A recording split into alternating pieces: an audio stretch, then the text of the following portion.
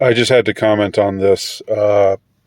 It floated through my transom, as it were, and it has all of the hallmarks of "you will own nothing and be happy," the kind of mentality that they're trying to seed to us, seed to our minds.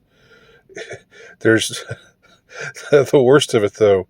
The article itself is pretty bad, but the worst thing is the distillment of the article as it is put here on Bloomberg Opinion's Twitter page. This was published in Bloomberg News Journal a few days ago, and here is the intro to it from the Twitter page. Inflation stings most if you earn less than $300,000. Right away, we are in out of touch land, aren't we? I mean, it's like not. It'd be one thing if it said inflation stings most if you earn less than $50,000 or something like that. Something like, well, I know people who make more than that, and I know people who make less than that. So, that's a demarcation line I understand. Less than $300,000. I don't know anybody. I don't think I know anybody who makes more than $300,000. Or if I do, I mean, I don't know everybody's finances, and I guess it's a possibility. But the way this whole thing starts out, it's like, you earn less than $300,000, they put you in this category of, well, you need to know, here's how to deal. So Bloomberg Opinion, this author from Bloomberg Opinion, this article in Bloomberg is going to tell us less than $300,000 making yokels out here, how we can deal with this situation. Take the bus.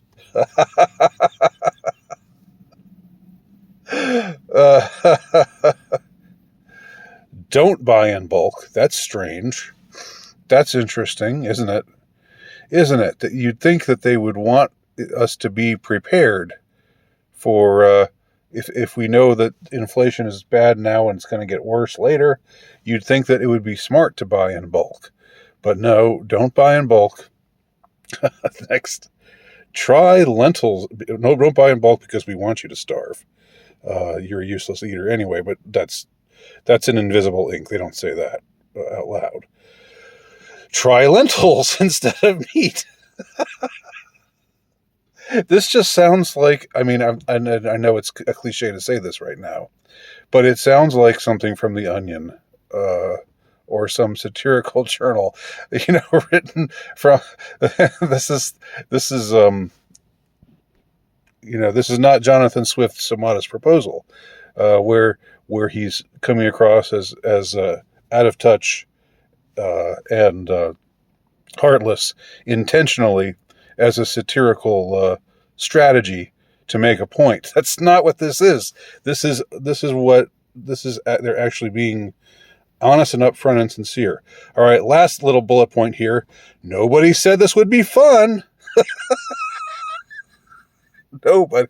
Well, look, little man who makes less than $300,000 a year. No, I know this. I know that this might be kind of a drag, to have the economy be in this condition where you can't afford to put gas in your tank and you can't afford any of the food in the store. And, I know it kind of sucks, but look, nobody said this would be fun. Like who was saying, excuse me, I thought that hyperinflation was supposed to be fun. No, actually, you're wrong. This is not. Nobody actually said that this would be fun. So, newsflash, everybody, hyperinflation is not fun, and that's what Bloomberg is telling us here. Okay, let's just read a little bit of this article. If your income is more than $289,000 a year, the run-up in gas prices may be alarming, but it's unlikely to hammer your overall finances. Okay, so here it's 289,000, slightly different demarcation mark. Still awfully high for those of us who out here in the hinterlands. Pretty high demarcation mark. If I were making something somewhere anywhere closer to that than I'm making right now, I would think I would feel pretty good about my financial state, but that's pretty high. Okay, but still, for those earning much less, okay, now here it's much less. It's a different story. Blah blah blah blah blah blah. So let's get to the advice. Let's go into a bunch of stuff about how the economy sucks right now, and it's only going to get worse. I expect those most affected will adjust to inflation in the classic way. Blah, blah, blah, blah. All right. First, you have to know your budget to control your budget. Oh, thanks. Thanks, lady. The author of this article, by the way, is Teresa Gilharducci.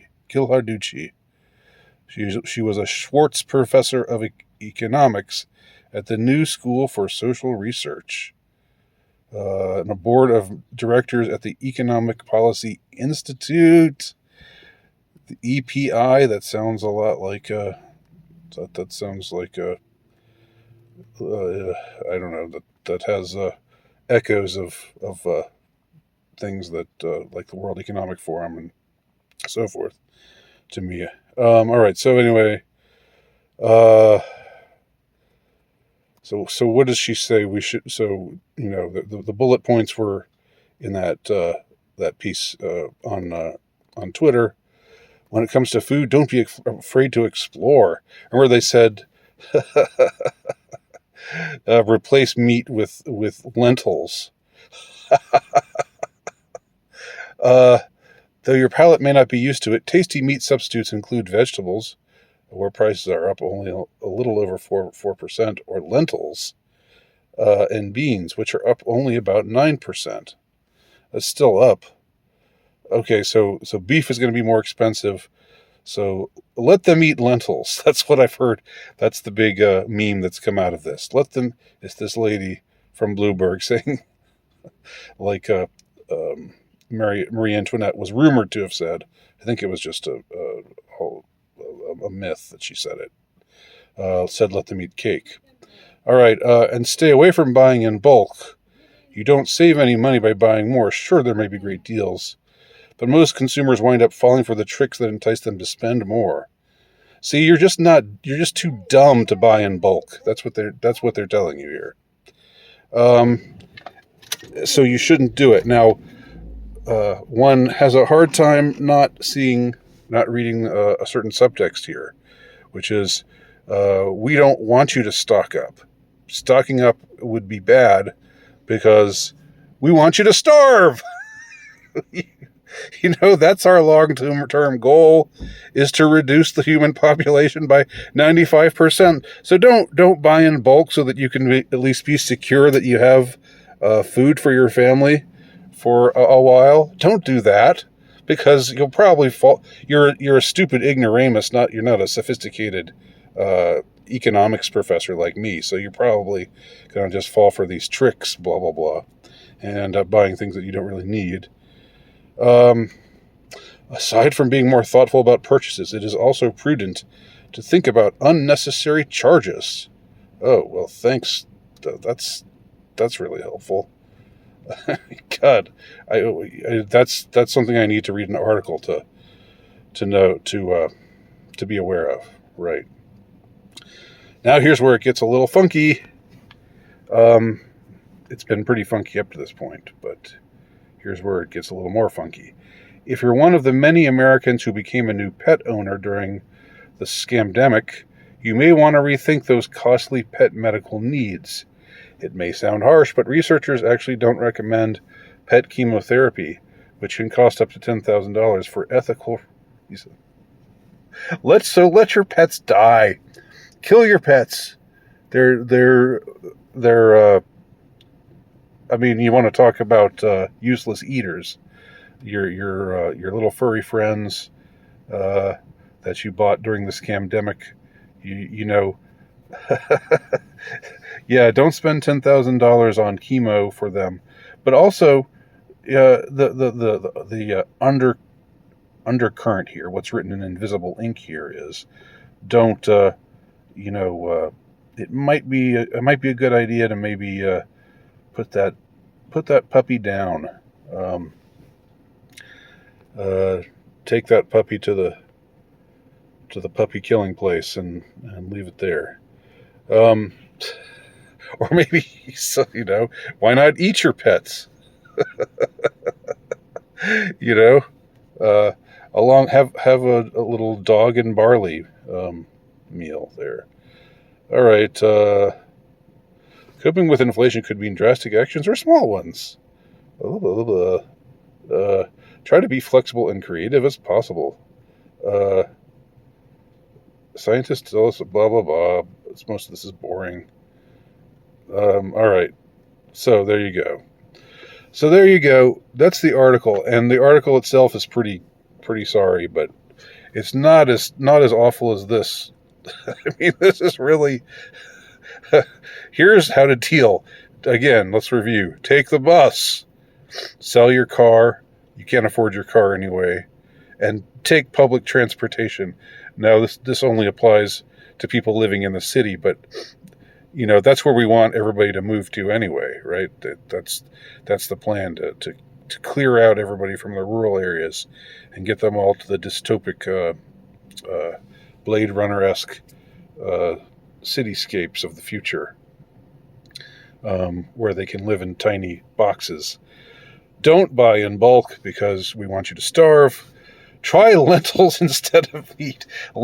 Something about the whole that they said lentils, that they chose lentils instead of just saying beans or legumes or something like that. Lentils. It makes me think of Neil, the character from The Young Ones. So like, hey, hello everybody, I made some lentil soup. It's just like lentils. It's hippie food.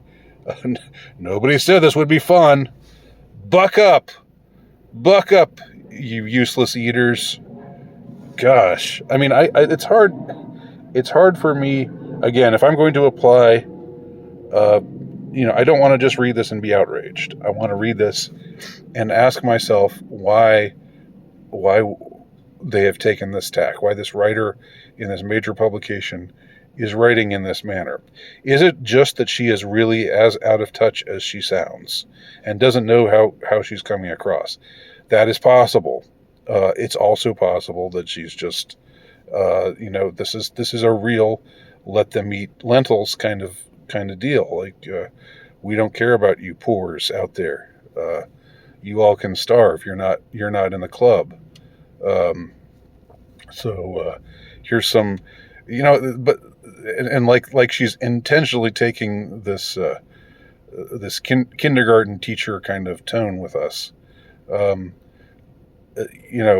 It might just be that she's out of touch, and I'm sure that she is, but maybe it's also purposely ridiculing the poors, the great unwashed, the useless eaters, intentionally provoking this kind of reaction from us. I don't know. Maybe we're giving Bloomberg exactly what they want by reacting the way that we're reacting. Maybe we should just ignore them. I mean, I think we should laugh at this, which is what I've tried to do, because it is funny. It's hilarious. If you're not going to be blowing a gasket with anger, and just let yourself see the absurdity of it all, of them addressing us in this way and thinking that they're doing us a favor, thinking that this is going to help us out. That's what I think the best reaction to things like this is, to point and to laugh. And that's what I'm doing. I'm pointing. Bloomberg opinion. Try lentils instead of meat. Nobody said this would be fun. Okay, thanks a lot. Thanks for, thank you all for watching.